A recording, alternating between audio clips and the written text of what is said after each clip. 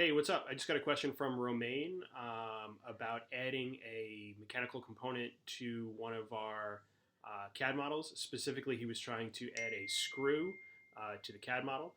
And in this video, I will show you very quickly how to add a screw from McMaster-Carr into your design. Now, you can only do this using the full version of Fusion. This will not work in the web version. It will not work in Tinkercad, so it is important that you're in the full version. So the first thing I'm going to do is I'm going to save. You should always do that. And I am going to choose where I'm going to save it. And I am going to, let's see if I can find it, online engineering work.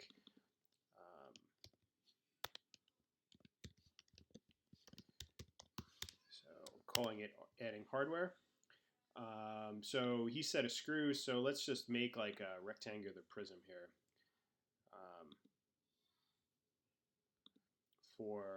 For something to put that screw into. So I'm just going to draw just a regular plain old rectangular prism just like that, like a plate. You guys have all done this before.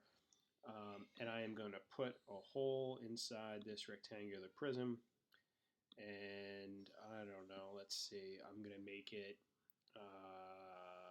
8 millimeters. So this is just a small hole, and let's fit this here. And if I want to, I can get really fancy about this, and I can thread this hole by clicking on that. And notice here it says 8 millimeters, so that's the hole size. So it's 8 by 1.25. So I'm going to click OK. And so here's how you add a screw. So we're going to go to Insert up here, and we're going to insert a McMaster-Carr component. And we're going to look for a screw and a bolt. It comes up right away. And I don't know, let's do this. Let's find ones that fit our size. So we are M8 by 1.25, or just M8 will go and search. And you can look at all different style ones. So I don't know, maybe we'll do a socket head screw right here. And I'll do that.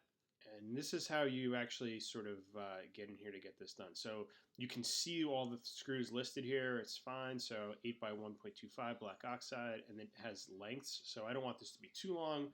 So I'm going to use this 8 millimeter one right here. And if you scroll across, you have a part number. You click on that part number. And then if you're lucky, and this is most parts, it says CAD. You click on CAD, and you can see this pop up just like that. And then what you do is you scroll down, and the format that we need is 3D step, and you hit save. And if everything works right, this screw gets added into your model. Notice that it sort of just puts it randomly there, and it's as a component.